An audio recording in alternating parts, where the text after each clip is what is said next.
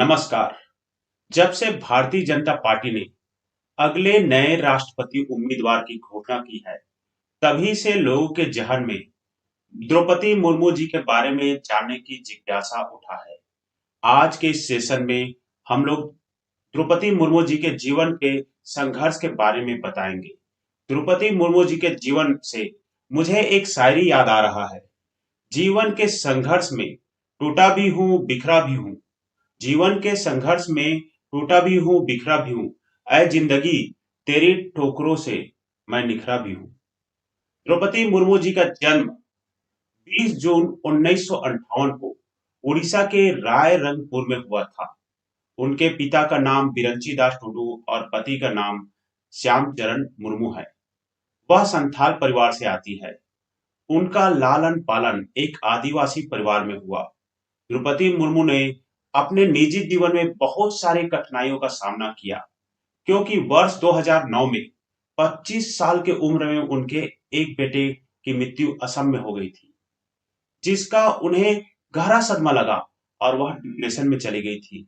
इसी के चलते उन्होंने अध्यात्मक रास्ता चुना और ब्रह्म कुमारी संस्था के साथ जुड़ गई। वर्ष 2013 में सड़क दुर्घटना में उनके दूसरे बेटे की भी मृत्यु हो गई और इन 4 सालों में द्रौपदी मुर्मू ने अपने दोनों बेटों को खो दिया। दूसरे बेटे की मृत्यु के कुछ समय बाद उनकी मां और भाई का भी मृत्यु हो गई।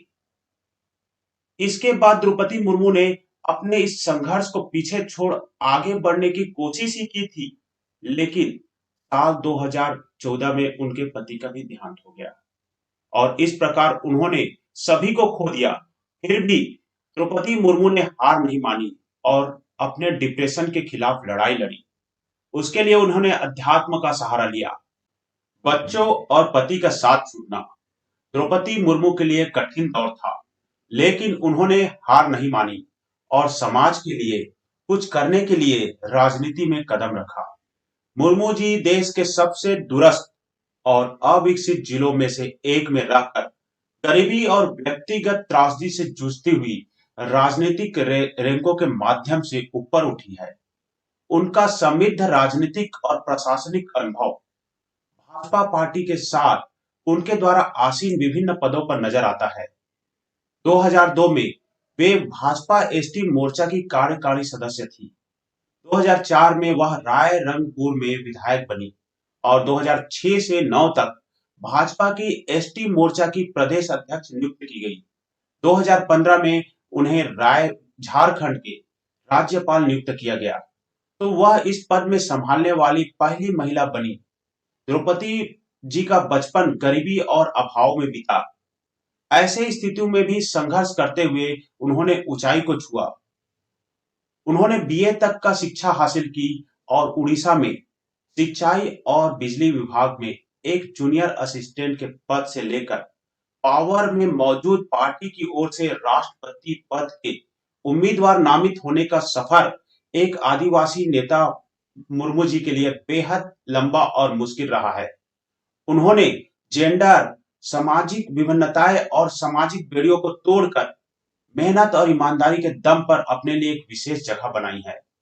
वही अगर मुर्मू जी राष्ट्रपति बन जाती है तो वह इस पद में पहुंचने वाली देश की पहली आदिवासी महिला होगी। द्रौपदी मुर्मू जी को 2007 में सर्वश्रेष्ठ विधायक के तौर पर नीलकंठ पुरस्कार से सम्मानित किया गया था। द्रौपदी मुर्मू जी का कार्यकाल एमएलए के तौर पर काफी सम्मानीय रहा, जिसके लिए उन्हें उड़ीसा की राजनीति में काफी सम्मान प्राप्त है। द्रौपदी मुर्मू जी का छवि एक साफ राजनेता का रही है और आज तक किसी भी कंट्रोवर्सी में उनका नाम नहीं आया है। एक शिक्षित और बेदाग छवि की वजह से भाजपा के नेताओं में द्रौपदी मुर्मू पहली पसंद बनी। द्रौपदी मुर्मू जी एक शिव भक्त भी है। अपने कस्बे में स्थित शिव मंदिर में सुबह सूर्योदय के पहले वे झाड़ू लगाते नजर आई है। बताया यह भी जाता है कि यह उनकी दिनचर्या का एक हिस्सा है। संथाल आदिवासी तबके से राष्ट्रपति तक का सफर तय करने वाली यह अकेली महिला है। इनकी पहचान इनकी सादगी से रहने और मजबूत फैसला लेने वाली महिला के तौर पर है। द्रौपदी मुर्मू जी के जीवन का संघर्ष से मुझे 2 लाइन याद आ रहा है। जीवन में संघर्ष ऐसा हो कि हर संघर्ष एक नई कहानी बन जाए। जीवन में संघर्ष ऐसा हो कि हर संघर्ष एक नई कहानी बन जाए। लोग आपके संघर्ष में जीवन से प्रेरित हो और दुनिया आपकी दीवानी बन जाए। द्रौपदी मुर्मू जी ऐसे बहुत से लोगों के लिए प्रेरणा स्रोत है, जो छोटी-छोटी मुश्किलों को जीवन का अंत समझने लगते हैं। अपने को खो देने या अपनों को खो देने से बड़ा कोई दुःख नहीं होता। द्रौपदी मुर्मू ने पहाड़ जैसा ये दुःख कई बार झेला है और जीवन में हार कर बैठने के बजाय उन्होंने अपना लक्ष्य को प्राप्त किया है। द्रौपदी मुर्मू जी का जीवन हमारे लिए प्रेरणा स्रोत है। द्रौपदी मुर्मू जी ने आज जो भी सफलता अर्जित की है, उसमें उनका hard work, discipline, dedication, determination और पॉजिटिव एटीट्यूड का बहुत बड़ा योगदान है। हमारे भी जीवन में जो भी समस्याएं या संकट है, उसे हम hard work, discipline, dedication, determination और पॉजिटिव एटीट्यूड के साथ सॉल्व कर सकते हैं। क्योंकि मेरा जन्मभूमि छत्तीसगढ़ और कर्मभूमि सिलवासा दोनों ही आदिवासी प्रधान क्षेत्र है।